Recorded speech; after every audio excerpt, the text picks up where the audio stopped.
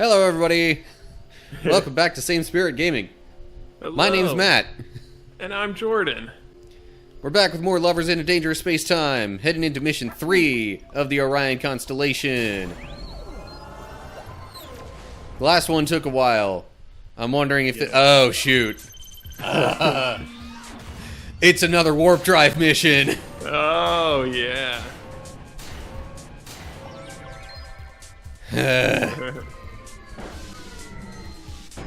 Alright, Doppler on the shield. Big time. Yeah. This wormhole will bring you closer to Orion. You know the drill. Keep the wormhole engine out of harm's way. Honestly, I think I'm just gonna keep the wormhole engine where it is. Not worry about moving it, and just, like, get rid of all the enemies on its side first and foremost. Yeah. Maybe didn't need to use the Yamato cannon there. Well, it'll recharge by the time we need it, I think. Yeah, it just takes a little while to recharge.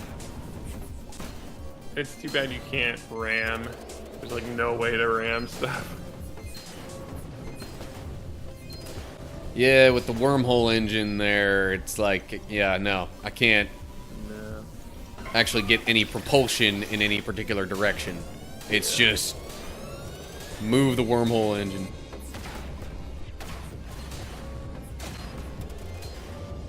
Well, Doppler's doing a pretty good job with the shield. Yeah. Okay. Yamato cannon, go. It's a big one, yeah. And that... Geez, even the Yamato cannon wasn't enough for that dude. Wow, you're flying by these waves. Nice Ooh. job. Hello. Another gem. What is it? What is it? What is it? Another beam. Power gem. I'll put it here. Okay. Just because it's close. Yeah. Oh, good grief. They're making me do this.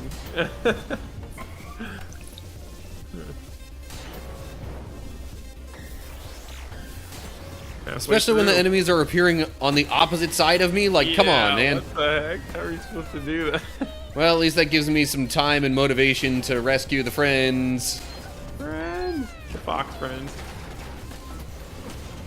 Yeah, nice.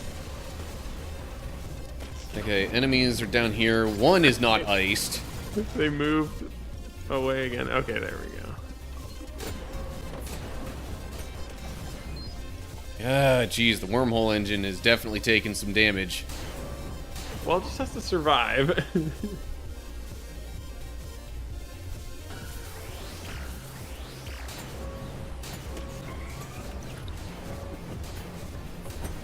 Nice work. And hiya. Be gone.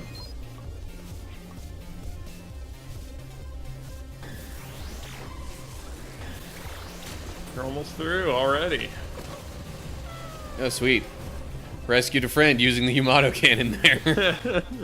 Health, yes please. Unfortunately, it doesn't help the wormhole engine, so that actually wasn't necessary. Dang. Oh well.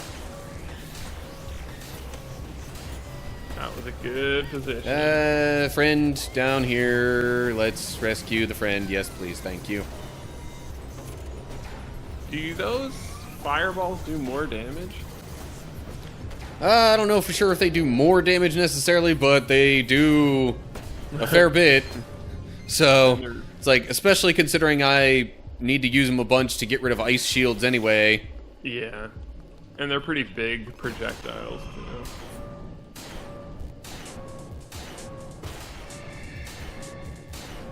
Ouch. That came out of nowhere. Alright, well, we took one hit there. Wow, Not the that was worst it? job from Doppler, I guess. Oh, and that was it Nice. for that, yeah. We're definitely gonna have to do another mission Yeah, that was pretty in this fast. episode. I am down. And I think I got all the friends. That is amazing. Nice work. Cool, all friends rescued. So much love. Well, Bible time? While we're kind of Yeah. transitioning? thank you everyone for watching, and see you next time on Saints Crusade. No, okay. Yeah. All right. So, continuing Ephesians 4. This section's called Instructions for Christian Living. Yeah, I guess I'll just get started. So I tell you, oh yeah. No, I was just saying, yeah, Oh, go okay. ahead. So I tell you this and insist on it in the Lord, that you must no longer live as the Gentiles do, in the futility of their thinking. They are darkened in their understanding and separated from the life of God because of the ignorance that is in them due to the hardening of their hearts. Having lost all sensitivity, they have given themselves over to sensuality so as to indulge in every kind of impurity, and they are full of greed. That, however, is not the way of life you have learned. When you heard about Christ and were taught in him in accordance with the truth that is in Jesus, you were taught, with regard to your former way of life, to put off your old self, which is being corrupted by its deceitful desires, to be made new in the attitude of your minds, to put on the new self created to be like God in true righteousness and holiness. Therefore, each of you must put off falsehood and speak truthfully to your neighbor, for we are all members of one body. In your anger, do not sin. Do not let the sun go down while you are still angry, and do not give the devil a foothold. Anyone who has been stealing must steal no longer, but must work, doing something useful with their own hands, that they may have something to share with those in need. Do not let any unwholesome talk come out of your mouths, but only what is helpful for building others up according to their needs, that it may benefit those who listen. And do not grieve the Holy Spirit of God, with whom you were sealed for the day of redemption. Get rid of all bitterness, rage, and anger, bawling and slander, along with every form of malice. Be kind and compassionate to one another, forgiving each other, just as in Christ God forgave you. Very awesome. Definitely a good summary of how a Christian should be living. And I think this kind of touches on a couple things that I will discuss. So the first thing is, as we've always said, there's a lot of churches out there who just talk about love, and it almost seems like they're saying, don't even worry about sin, you don't have to change yourself, just, Jesus is all about love and God's all about love, which he is, but you also have to turn away from your sin. And this is another verse that kind of goes into that. For we are all members of one body. Anyone who has been stealing must steal no longer, but must work, doing something useful with their own hands. So it's and that's kind of another thing we brought up. You turn away from the sin, and then also replace it with something good. You can't just leave that void. So it's getting rid of stealing and replacing it with honest work that is actually productive. And then this is a big thing that I haven't really heard too many people talk about. And it's a little bit, I think it's really important, especially now. So basically, I'll just read a piece of this. So do not let any unwholesome talk come out of your mouths, but only what is helpful for building others up according to their needs, that it may benefit those who listen. Get rid of all bitterness, rage, and anger, bawling, and slander, along with every form of malice. Be compassionate to one another, forgiving each other. So something that I've noticed, obviously both sides of anything does this, but like Christians and conservatives will do this, and I think we need to stop, is relishing in the anger and defeats of our enemies, I guess, or not enemies, but like our opposition. That's a better way to put it. We're not supposed to like, I think it's called Schadenfreude, when you take pleasure in your opposition's downfall, or whatever you want to call it. Yeah. Because we will have, you know, political and societal victories that make our opposition upset and sad and angry. Or, like, okay, for example, let's say there's just an anti-Christian movie that comes out, and the anti-Christian movie gets horrible reviews, and nobody goes and sees it, and loses tons of money, and just completely bombs. We might be like, yes, that's awesome, this anti-Christian movie, you know, screw all those people that made it, screw blah blah, all that kind of stuff. And I think it's fine to be excited that maybe Christian values are more, and this is just an example because I don't think this is true, but it's okay to be excited that Christian values are being upheld, but I think taking pleasure in the frustration and the actual negative emotions that the opposition is feeling is where we should try to draw the line. You know, just being aware that we're not called to take pleasure in that. Yeah. I don't know if there's a better way to say that, but it's just something I've noticed that I think Christians should kind of be more aware of. Yeah. It seems like, especially in recent years, that's become more of a thing among, especially the more conservative Christians, where it's like they will celebrate anything that they see as a win, no matter, you know, what's going on with other people, kind of not giving any care at all as to how others feel about it. Yeah. And don't get me wrong, I think it's fine to celebrate the victory, but it's what you are celebrating. Yeah, I also feel like it would be far more helpful and appropriate to just calmly react to it and, you know, like, not actually seem like you're,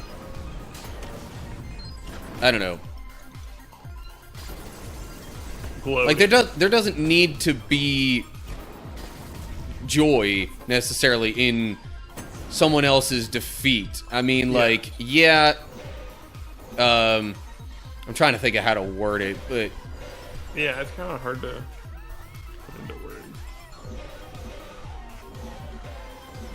Yeah, it's just like, especially if you're trying to declare like a moral victory, it just seems odd that you're showing emotion to that extent over it.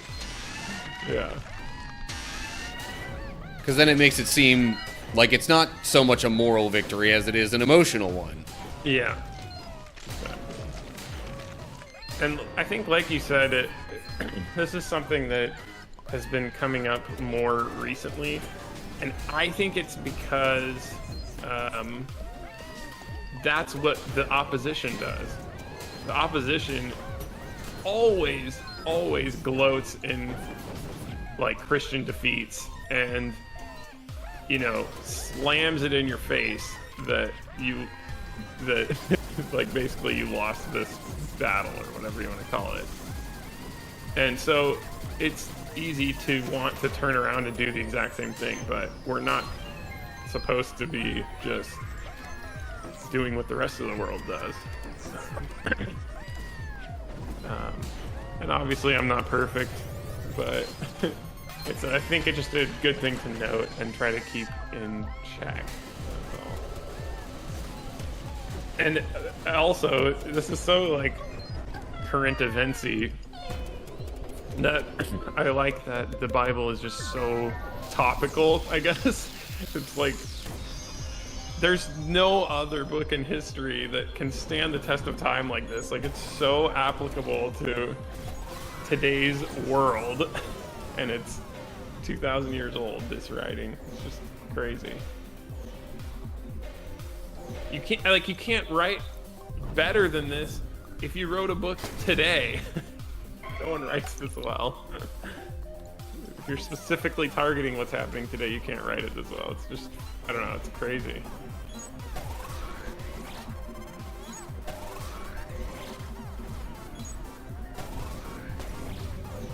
Ah, see, you just slammed one of those guys with the shield.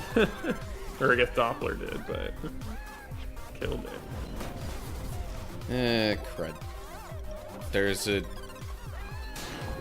enemy with an ice shield there that I can't really do anything about. Because he's got an ice shield. Well, I guess there's that. Make the smaller explodey dudes like... Yeah. Okay. I kind of wish there was some combination that could melt the ice. But Yeah. not really. There may be one, and if so, there is only one that I'm aware of, and I accidentally got rid of it. So wait, so there actually is one? I'm not 100% sure on this, but I think maybe, like, the...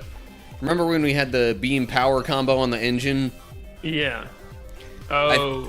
I think, like, the kind of tail that leaves might also I see. be able to serve that same function. I don't know for sure on that, though. Okay. What do you think? We had a decent enough spot where I could, end the episode? Yeah. Good spot. I mean, I could try and find more friends. I mean, you know what? Let's take a real quick look up here. Yeah, sure. I say real quick. Watch that be, my downfall. Also, some of this metal stuff coming out of the engine here is proven really helpful against certain enemies. Hey, look at that. Yeah, there's a friend right there. Look, I even set the friend free just using the engine. Yeah, it's not bad. It actually is kind of an accidental discovery. Okay, you know what? I got one more friend. Good enough. Yeah. Sweet. Nice work. Alright, did also rank up. And I can access another, upgrade purchase thing, but still not at rank 8 yet, so I can't get the, start off with gems stuff. Okay. So they practically require you to get all the other upgrades first. Yeah. But anyway, I'm not going to bother doing this little bit because it's going to have to be different when we come back for the next episode anyway. Right. Okay. But yeah, next episode we'll have the Orion boss fight. Oh, awesome. Which is an interesting and potentially rather difficult one. I have a strategy that I used last time. It's especially difficult solo, by the way. Ooh. But I have a strategy that I used last time. I'll see if it works again. Okay. But I look forward to it. yeah, you'll have to wait until the next episode to see that. So, yeah, until then, I hope everybody is doing well out there. Yeah. Hopefully we'll see you soon. But, yeah. Stay strong. Stay cool. Oh, wait, that's your catchy line. Yeah. Well, anyway, till then, goodbye, everybody. Goodbye.